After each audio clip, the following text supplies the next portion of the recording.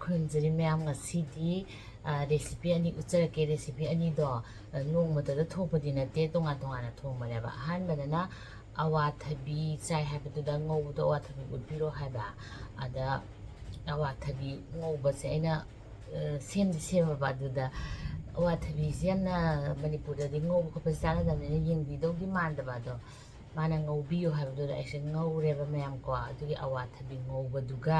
ꯑꯗꯒꯤ ꯑꯩꯅ ꯃꯥꯏꯔꯦꯟꯒꯤ ꯔꯦꯁꯤꯄꯤ ꯑꯃ ꯌꯥꯝ ꯍꯥꯎꯗꯧ ꯃꯥꯜꯂꯦꯅ ꯑꯩꯅ ꯁꯨꯝ ꯀꯩ ꯍꯥꯏꯇꯥꯔꯦ ꯇ꯭ꯔꯥꯏꯌꯦꯜ ꯇꯧꯕ ꯍꯥꯏꯇꯥꯔꯦ ꯇ꯭ꯔꯥꯏꯌꯦꯜ ꯇꯧꯕꯁꯤꯗ ꯃꯥꯏꯔꯦꯟꯒꯤ ꯔꯦꯁꯤꯄꯤꯗꯣ ꯌꯥꯝ ꯍꯥꯎꯋꯦꯕ ꯁꯝꯅ ꯍꯥꯏꯔꯕꯗ ꯀꯥꯡꯃꯦꯠꯀꯤ ꯇꯥꯏꯞꯇ ꯑꯂꯨ ꯀꯥꯡꯃꯦꯠꯀꯤ ꯇꯥꯏꯞꯇ ꯇꯧꯕ ꯑꯗ ꯑꯩꯅ ꯍꯥꯎꯔꯗꯤ ꯃꯁꯤ ꯚꯤꯗꯤꯑꯣꯁꯦ ꯑꯞꯂꯣꯗ ꯇꯧꯒꯦꯅ ꯅꯝꯍꯧꯋꯦꯕꯀꯣ ꯑꯗꯣ ꯌꯥꯝ ꯍꯥꯎꯔꯝꯃꯦ ꯃꯌꯥꯝ ꯑꯗꯣ ꯑꯍꯥꯎꯕ ꯔꯦꯁꯤꯄꯤꯅꯤ나 ꯑꯩꯅ ꯃꯗꯣ ꯃꯌꯥꯝꯗ ꯍꯥꯏꯗꯤ ꯈꯪꯍꯟꯅꯤꯡꯕ ꯍꯥꯏꯇꯥꯔꯦ ꯁꯤꯌꯔ ꯇꯧꯅꯤꯡꯕ ꯑꯗꯨꯅ ꯑꯩ ꯉꯁꯤ ꯔꯦꯁꯤꯄꯤ ꯑꯅꯤꯁꯦ ꯎꯠꯆꯔꯛꯀꯦ ꯑꯃꯅ ꯃꯥꯏꯔꯦꯟ ꯀꯥꯡꯃꯦꯠ ꯑꯃꯅ ꯑꯋꯥꯊꯕꯤ ꯉꯧꯕ ꯑꯗꯣ ꯑꯋꯥꯊꯕꯤ ꯉꯧꯕꯗꯨꯁꯨ ꯀꯃꯥꯏ ꯉꯧꯒꯗꯒꯦ ꯑꯗꯨ ꯎꯠꯆꯔꯛꯀꯦ ꯑꯗꯨꯒ ꯃꯥꯏꯔꯦꯟꯗꯨꯁꯨ ꯀꯥꯡꯃꯦꯠꯇꯨꯁꯨ ꯌꯥꯝ ꯍꯥꯎꯋꯦ ꯃꯌꯥꯝ ꯑꯗꯣ ꯌꯦꯡꯃꯤꯟꯅꯔꯁꯤ ꯉꯁꯤꯒꯤ ꯑꯗꯨꯒꯤ ꯔꯦꯁꯤꯄꯤ ꯑꯅꯤꯗ ꯑꯩ ꯃꯌꯥꯝꯗ ꯁꯤꯌꯔ ꯇꯧꯖꯔꯤ ꯍꯥꯎꯒꯗ꯭ꯔꯥ ꯍꯥꯎꯔꯣꯏꯗ꯭ꯔꯥ ꯀꯃꯥꯏꯅ ꯇꯧꯒꯦ ꯍꯥꯏꯕꯗꯨꯁꯨ ꯑꯗꯨꯝ ꯚꯤꯗꯤꯑꯣꯗꯣ ꯌꯦꯡꯕ ꯂꯣꯏꯔꯒ ꯍꯥꯏꯕꯤꯔꯣ ꯃꯌꯥꯝ ꯌꯦꯡꯃꯤꯟꯅꯔꯁꯤ ꯃꯌꯥꯝ ꯑꯩ ꯑꯋꯥꯊꯕꯤ ꯉꯧꯕꯗꯣ ꯍꯥꯟꯅ ꯎꯠꯆꯔꯒꯦ ꯁꯤ ꯑꯩꯒꯤ ꯍꯤꯡꯒꯣꯜꯗꯒꯤ ꯍꯦꯛꯆꯕꯅꯤ ꯑꯩꯅ ꯅꯣꯡꯃ ꯁꯤꯡꯖꯨ ꯎꯠꯄꯗ ꯆꯥꯏ ꯈꯣꯠꯂꯦ ꯍꯥꯏꯕꯗꯨꯗ ꯉꯧꯕꯗꯨꯁꯨ ꯎꯠꯄꯤꯔꯣ ꯍꯥꯏꯕꯅꯦꯕꯀꯣ ꯑꯗꯨꯗ ꯑꯩ ꯉꯁꯤꯗꯤ ꯉꯧꯕꯗꯣ ꯎꯠꯆꯔꯒꯦ ꯑꯗꯣ ꯉꯧꯕ ꯃꯇꯝꯗ ꯑꯩꯈꯣꯏꯅ ꯑꯋꯥꯊꯕꯤꯁꯦ ꯃꯨꯟꯗꯕꯤ ꯌꯥꯝ ꯁꯪꯕ ꯂꯧꯕꯤꯒꯗꯕꯀꯣ ꯈꯤꯇꯪ ꯃꯨꯟꯇꯛ ꯇꯧꯁꯜꯂꯛꯑꯗꯤ ꯑꯩꯈꯣꯏꯒꯤ ꯊꯨꯝꯃꯕꯅꯤꯅ ꯉꯧꯕꯗ ꯑꯃꯨꯛ ꯍꯥꯎꯔꯣꯏꯗꯣꯏꯅꯦꯕꯀꯣ ꯑꯗꯣ ꯑꯋꯥꯊꯕꯤ ꯁꯣꯏꯕꯁꯦ ꯏꯁꯥꯅ ꯁꯣꯏꯅꯤꯡꯕ ꯃꯑꯣꯡꯗ ꯑꯂꯨ ꯁꯣꯏꯕꯒꯤ ꯃꯑꯣꯡꯗ ꯑꯗꯨꯝ ꯁꯣꯏꯕꯤꯔꯣ ꯄꯤꯛꯇꯛꯅꯔ ꯁꯥꯡꯇꯛꯅꯔ ꯑꯗꯣ ꯌꯥꯝ ꯊꯥꯅꯗꯤ ꯅꯠꯇꯕꯀꯣ ꯁꯤ ꯁ꯭ꯇꯥꯏꯜꯁꯤꯗ ꯑꯗꯨꯝ ꯁꯣꯏꯕꯤꯔꯣ ꯃꯌꯥꯝ ꯑꯩ ꯁꯣꯏꯕ ꯂꯣꯏꯔꯦꯗꯣ ꯑꯗꯨꯒ ꯑꯩ ꯉꯧꯕꯁꯨ ꯎꯠꯆꯔꯛꯀꯦ ꯀꯩꯒ ꯉꯧꯔꯒ ꯍꯦꯟꯅ ꯍꯥꯎꯋꯦ ꯍꯥꯏꯕꯗꯨꯁꯨ ꯍꯥꯏꯖꯔꯛꯀꯦ ꯑꯗꯨꯒ ꯑꯆꯥꯊꯥꯎ ꯈꯔ ꯍꯩꯔꯦ ꯑꯍꯥꯟꯕꯗ ꯇꯦꯖꯄꯇꯥ ꯑꯃ ꯊꯥꯗꯔꯦ ꯖꯤꯔꯥ ꯃꯔꯨ ꯈꯔ ꯊꯥꯗꯔꯦ ꯇꯤꯜꯍꯧ ꯈꯔ ꯊꯥꯗꯔꯦ ꯇꯤꯜꯍꯧꯁꯤꯅ ꯈꯤꯇꯪ ꯍꯥꯟꯅ ꯊꯥꯗꯔꯤꯁꯤꯅ ꯃꯨꯟꯕꯁꯦ ꯃꯥꯅ ꯈꯔ ꯀꯨꯏꯅ ꯆꯪꯉꯦ ꯃꯥꯗꯤ ꯏꯁꯤꯡꯒꯤ ꯁꯔꯨꯛꯁꯦ ꯌꯥꯝ ꯌꯥꯎꯋꯤꯗꯅꯀꯣ ꯑꯗꯨꯒ ꯀꯥꯡꯍꯧ ꯉꯧꯕꯗꯅꯦ ꯑꯩꯈꯣꯏꯒꯤ ꯆꯅꯝꯁꯤꯡꯁꯦ ꯁꯨꯕ ꯍꯥꯎꯇꯕꯅꯦ ꯑꯗꯨꯅ ꯈꯤꯇꯪ ꯃꯀꯛ ꯀꯛꯑꯒ ꯑꯩꯈꯣꯏ ꯆꯥꯔꯀꯥꯟꯗ ꯍꯥꯎꯕꯅꯦꯕꯀꯣ ꯑꯗꯨꯃꯥꯏꯅ ꯑꯗꯨꯒ ꯃꯣꯔꯣꯛ ꯑꯇꯦꯛꯄ ꯈꯔ ꯍꯥꯞꯄꯦ ꯃꯣꯔꯣꯛꯇꯤ ꯈꯤꯇꯪ ꯁꯥꯅ ꯍꯥꯞꯄꯤꯌꯣ ꯑꯗꯨꯒ ꯁꯤꯅ ꯀꯔꯤ ꯄꯇꯥꯅꯤ ꯈꯤꯇꯪ ꯍꯥꯞꯄꯦ ꯑꯩꯒꯤꯅ ꯑꯉꯥꯡ ꯌꯥꯎꯕꯒꯤ ꯈꯤꯇꯪ ꯌꯥꯝꯅ ꯍꯥꯞꯇꯕꯅꯦꯕ ꯑꯋꯥꯊꯕꯤꯁꯦ ꯃꯣꯔꯣꯛ ꯈꯔ ꯁꯥꯇꯛ ꯇꯧꯕꯅ ꯍꯥꯎꯕꯅꯦ ꯃꯣꯔꯣꯛ ꯉꯧꯕꯗ ꯑꯗꯨꯒ ꯑꯋꯥꯊꯕꯤꯁꯦ ꯍꯥꯟꯅ ꯉꯧꯁꯜꯂꯅꯤ ꯀꯩꯒꯤꯅꯣ ꯍꯥꯏꯗ ꯑꯋꯥꯊꯕꯤꯁꯤꯅ ꯃꯨꯟꯕꯁꯦ ꯈꯤꯇꯪ ꯍꯦꯟꯅ ꯋꯥꯠꯄꯅꯦ ꯑꯗꯣ ꯀꯩꯒꯤ ꯉꯧꯗꯣꯏꯅꯣ ꯑꯩꯒꯤꯁꯦ ꯍꯥꯏꯕꯗꯨꯁꯨ ꯎꯠꯆꯔꯛꯀꯦ ꯑꯗꯨꯒ ꯃꯥꯁꯦ ꯃꯤꯅꯤꯠ 5ꯃꯨꯛ ꯍꯥꯟꯅ ꯉꯧꯕꯤꯔꯅꯤ ꯈꯨꯝꯖꯤꯜꯂꯒ ꯐꯖꯅꯀꯣ ꯑꯗꯨꯒ ꯍꯥꯏꯐꯦꯠ ꯁꯨꯃꯥꯏꯅ ꯉꯧꯕ ꯂꯣꯏꯕ ꯃꯇꯨꯡꯗ ꯑꯩꯅ ꯑꯂꯨꯁꯨ ꯃꯀꯛ ꯁꯣꯏꯔꯒ ꯑꯂꯨ ꯃꯆꯥ ꯑꯃ ꯍꯥꯞꯆꯜꯂꯦ ꯑꯂꯨꯒꯤ ꯃꯍꯨꯠꯇꯅ ꯃꯌꯥꯝ ꯆꯅꯥꯒ ꯉꯧꯕꯅ ꯍꯦꯟꯅ ꯍꯥꯎꯕꯅꯦꯕꯀꯣ ꯑꯩꯒꯤ ꯆꯅꯥ ꯂꯩꯔꯝꯗꯕ ꯍꯥꯏꯇꯥꯔꯦ ꯑꯂꯨ ꯅꯠꯇ꯭ꯔꯒ ꯆꯅꯥ ꯃꯪꯒꯟꯒꯗꯤ ꯍꯥꯎꯇꯕꯅꯦ ꯆꯅꯥ ꯑꯉꯥꯡꯕꯗꯣ ꯑꯗꯣ ꯇꯤꯡꯉꯝꯃꯒ ꯉꯧꯕ ꯌꯥꯝ ꯍꯥꯎꯕꯅꯦ ꯃꯣꯔꯣꯛꯀ ꯁꯥꯇꯛ ꯇꯧꯅ ꯉꯧꯕꯀꯣ ꯑꯗꯨꯒ ꯃꯣꯏꯁꯦ ꯃꯨꯟꯅꯕ ꯊꯨꯝ ꯊꯥꯛꯆꯜꯂꯅꯤ ꯑꯗꯨꯒ ꯃꯨꯟꯅꯕ ꯁꯨꯝ ꯉꯧꯔꯅꯤ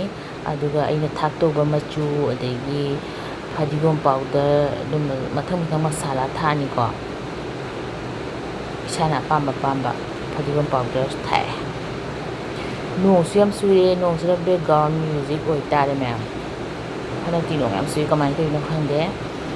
ꯑꯗꯨꯒ ꯁꯨꯃꯥꯏꯅ ꯉꯧꯕꯤꯔꯅꯤ ꯑꯗꯨꯒ ꯑꯗꯨꯝ ꯃꯨꯟꯅꯕ ꯁꯨꯝ ꯉꯧꯔꯅꯤ ꯑꯗꯨꯒ ꯑꯩꯒꯤ ꯃꯔꯣꯏ ꯅꯥꯀꯨꯞꯄꯤ ꯈꯔ ꯂꯩꯖꯩ ꯑꯗꯨ ꯃꯔꯣꯏ ꯅꯥꯀꯨꯞꯄꯤ ꯈꯔ ꯊꯥꯛꯆꯜꯂꯦ ꯃꯔꯣꯏ ꯅꯥꯀꯨꯞꯄꯤꯒꯁꯨ ꯄꯛꯅꯕꯅꯦ ꯃꯥꯁꯦ ꯑꯗꯨꯒ ꯑꯩꯈꯣꯏꯒꯤ ꯃꯣꯔꯣꯛ ꯄꯥꯎꯗꯔ ꯑꯉꯥꯡꯕꯗꯣ ꯑꯗꯨ ꯈꯔ ꯊꯥꯛꯆꯜꯂꯦ ꯃꯆꯨ ꯐꯖꯅꯕ ꯑꯗꯨꯒ ꯃꯨꯟꯅꯕ ꯉꯧꯔꯅꯤ ꯃꯌꯥꯝꯁꯨ ꯉꯧꯅ ꯑꯩ ꯑꯋꯥꯊꯕꯤꯒꯤ ꯀꯥꯟꯅꯕ ꯈꯔ ꯁꯨꯝ ꯍꯥꯏꯖꯔꯛꯀꯦ ꯑꯋꯥꯊꯕꯤꯁꯦ ꯑꯩꯈꯣꯏꯒꯤ ꯍꯥꯔꯠꯇ ꯁ꯭ꯀꯤꯟꯗ ꯑꯗꯒꯤ ꯑꯦꯟꯇꯤ ꯀꯦꯟꯁꯔꯒꯤ ꯁꯔꯨꯛ ꯄ꯭ꯔꯣꯄꯔꯇꯤꯁ ꯌꯥꯝ ꯌꯥꯎꯋꯦ ꯍꯥꯏꯕꯅꯦ ꯃꯌꯥꯝ ꯑꯗꯨꯅ ꯃꯌꯥꯝ ꯑꯋꯥꯊꯕꯤ ꯆꯥꯕꯤꯌꯣ ꯑꯗꯒꯤ ꯀꯣꯟꯁꯇꯤꯄꯦꯁꯟ ꯇꯧꯕꯗꯣ ꯑꯗꯨꯗꯁꯨ ꯌꯥꯝꯅ ꯀꯥꯟꯅꯕꯅꯦ ꯑꯩꯈꯣই ꯀꯣꯟꯁꯇꯤꯄꯦꯁꯟ ꯇꯧꯍꯟꯗꯕꯅꯦꯕꯀꯣ ꯑꯗꯨꯅ ꯑꯩꯗꯤ ꯌꯥꯝ ꯍꯥꯎꯋꯦ ꯑꯋꯥꯊꯕꯤꯁꯦ ꯑꯃꯨꯟꯕꯁꯨ ꯍꯥꯎꯋꯦ ꯑꯗꯨꯒ ꯁꯨꯃꯥꯏꯅ ꯉꯧꯕꯁꯨ ꯍꯥꯎꯋꯦ ꯀꯥꯡꯁꯣꯏ ꯆꯥꯕꯁꯨ ꯍꯥꯎꯕꯅꯦ ꯃꯌꯥꯝ ꯀꯥꯡꯁꯣꯏꯁꯨ ꯑꯗꯨꯝ ꯆꯥꯕꯤꯌꯣ ꯑꯗꯣ ꯑꯂꯨꯒ ꯉꯧꯅꯤꯡꯗ꯭ꯔꯒ ꯑꯩꯅ ꯆꯅꯥꯒ ꯉꯧꯕꯤꯌꯨ ꯍꯥꯏꯕꯗꯣ ꯑꯗꯨꯁꯨ ꯌꯥꯝ ꯍꯥꯎꯕꯅꯦ ꯑꯗꯣ ꯑꯩꯁꯦ ꯄꯨꯔꯥ ꯃꯨꯜꯂꯦ ꯐꯗꯤꯒꯣꯝ ꯈꯔ ꯊꯥꯛꯆꯜꯂꯦ ꯑꯗꯨꯒ ꯈꯨꯝꯖꯤꯜꯂꯒ ꯉꯥꯏꯍꯥꯛ ꯊꯝꯃꯒꯦ ꯃꯌꯥꯝ ꯑꯩꯒꯤ ꯑꯋꯥꯊꯕꯤꯒꯤ ꯉꯧꯕꯁꯦ ꯍꯥꯎꯒꯗ꯭ꯔꯥ ꯍꯥꯎꯔꯣꯏꯗ꯭ꯔꯥ ꯍꯥꯏꯗꯨꯁꯨ ꯍꯥꯏꯕꯤꯔꯣ ꯃꯌꯥꯝꯗꯤ ꯑꯂꯨ ꯆꯥꯅꯤꯡꯗ꯭ꯔꯗꯤ ꯆꯅꯥꯒ ꯉꯧꯕꯤꯌꯣ ꯆꯅꯥꯒ ꯉꯧꯕꯅꯕꯨꯗꯤ ꯍꯦꯟꯅ ꯍꯥꯎꯕꯅꯦ ꯃꯣꯔꯣꯛ ꯈꯔ ꯁꯥꯇꯛ ꯇꯧꯅ ꯂꯣꯏꯁꯤꯜꯂꯒꯦ ꯁꯤꯒꯤ Ma'am, ay mairen gi recipe dum utsarage mairen tangkai ma leibako ado yam hawe na try tawada aduna mayam da ngasidi masigi recipe si utsarage. Ahanbadane mairen se mayam aina kamaina tawdoino di utsarage ado nong yam tabagi kitang sound si nungayramoy ado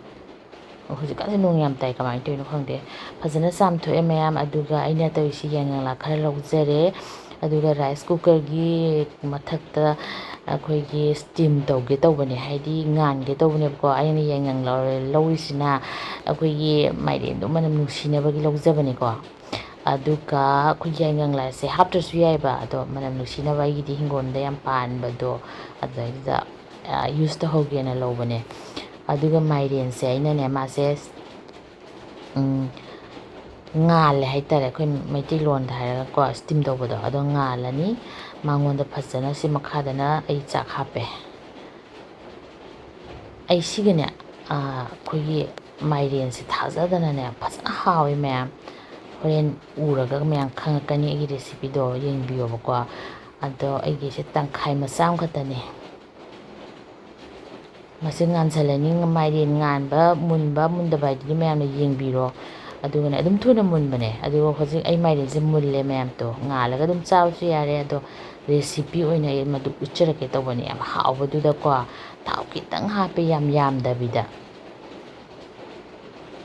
aduga ahanbada morok si kitang yam hapiyo ko mayam aigi ne kitang morok yam dabista mayam na morok aduga ta he marak ta haiba ko kamai saino na aigi angangi oi tawni akhoi morok se hanane thauda akhoi kanchi tawba habdo akhoi kitang fry tawbiro yam munna su tawdre yam munna tawradi akhoi black oiradi phatte dana ko haksang da phatte haidana ko tilau khara sisu yamna yam munna ngawgadam nate kitang magi caramelize orak haidi mahi kitang sothorakpagi thotholakpagi matang am leibane bako aduga chanam kar thae aduga nang hangawbire thotholahalaga munba nate ko kasangi sok tawbagi type ta ngawdoba nate ma'am aduga yam thajadana hawbane thum kitang thae singdi thakte ko ma'am ain thaido sanam ne adagi tilhau ne sanam dusu dum makak mapum haitare sudabida aduga maroi nakupi khara thae kanagumana yumda chagadaba napakpi hawdi napakpi su thakpiyo ma'am na aina khanjabada napakpi thadi yam hawgani na khanjai aduga hing kitang amaga thae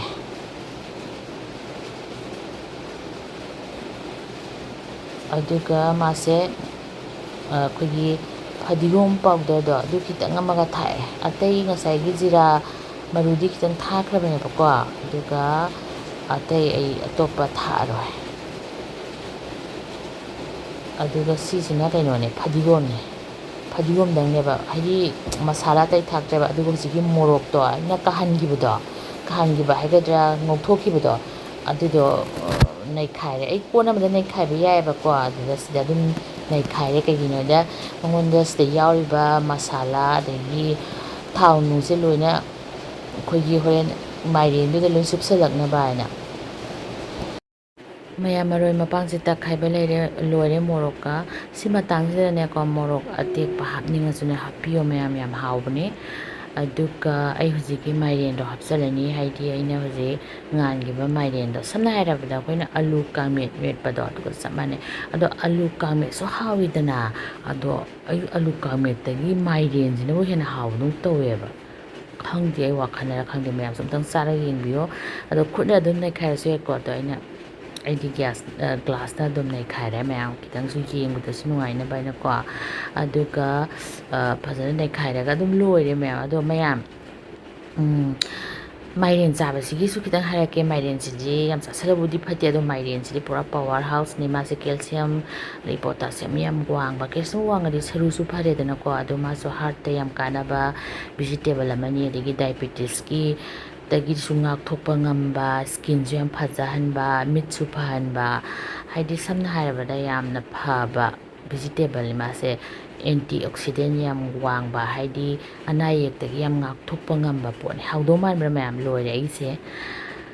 ꯑꯗꯨꯒ ꯁꯤꯅ ꯍꯤꯡꯒꯣꯜꯗꯩ ꯉꯁꯥꯏ ꯍꯦꯛꯂꯛꯏꯅꯦ ꯃꯌꯥꯝ ꯑꯋꯥꯊꯕꯤ ꯃꯄꯥꯟꯁꯦ ꯃꯣꯏ ꯁ꯭ꯋꯥꯏꯗꯩ ꯕꯖꯥꯔꯗ ꯑꯋꯥꯊꯕꯤ ꯃꯄꯥꯟꯁꯦ ꯌꯣꯜꯂꯦ ꯉꯧꯔꯒ ꯆꯥꯅꯩꯌꯦ ꯍꯥꯎꯋꯦꯅ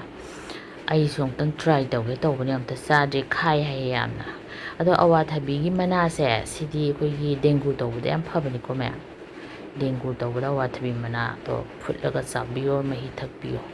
ꯍꯥꯞꯊꯔꯦ ꯇꯣ ꯃꯌꯥꯝ ꯑꯩꯒꯤ ꯍꯧꯖꯤꯛꯀꯤ ꯑꯩꯈꯣꯏꯒꯤ ꯃꯥꯏꯔꯦꯟꯒꯤ ꯀꯥꯡꯃꯦꯠꯇꯣ ꯍꯤꯟꯖꯥꯡ ꯍꯥꯏꯁꯦ ꯁꯤꯁꯦ ꯇꯟꯒ ꯆꯥꯔꯁꯨ ꯌꯥꯝ ꯍꯥꯎꯋꯦ ꯃꯌꯥꯝ ꯃꯄꯥꯟꯗ ꯂꯩꯕ ꯇꯟ ꯆꯥꯅꯤꯡꯕꯁꯤꯡꯅ ꯁꯤꯁꯦ ꯇꯪꯒꯪ ꯍꯧꯔꯒ ꯅꯠꯇ꯭ꯔꯒ ꯄꯨꯔꯤ ꯍꯧꯔꯒ ꯆꯥꯕꯤꯌꯣ ꯅꯠꯇ꯭ꯔꯒ ꯆꯥꯛ ꯈꯇꯪ ꯇꯣꯠꯂꯒ ꯆꯥꯕꯁꯨ ꯍꯥꯎꯕꯅꯦ ꯑꯩ ꯎꯠꯇꯤ ꯎꯠꯅꯤꯡꯕꯅ ꯑꯗꯣ ꯑꯩꯁꯦ ꯄꯨꯔꯥ ꯗꯥꯏꯔꯦꯛ ꯇꯣꯠꯇꯅ ꯈꯣꯠꯇꯅ ꯆꯥꯕꯁꯦ ꯑꯃꯨꯛ ꯌꯥꯝ ꯏꯀꯥꯏꯖꯕ ꯍꯥꯏꯇꯥꯔꯦ ꯑꯗꯨꯒꯤ ꯌꯥꯝ ꯍꯥꯎꯕꯅꯤꯀꯣ ꯑꯃꯨꯛꯀꯁꯨ ꯍꯥꯏꯖꯒꯦ ꯇ꯭ꯔꯥꯏ ꯇꯧꯕ ꯂꯣꯏꯔꯒ ꯍꯥꯎꯔꯗꯤ ꯍꯥꯏꯕꯤꯔꯛꯑꯣ ꯃꯌꯥꯝ ꯍꯥꯎꯏ ꯍꯥꯎꯇꯦ ꯍꯥꯏꯕꯗꯣ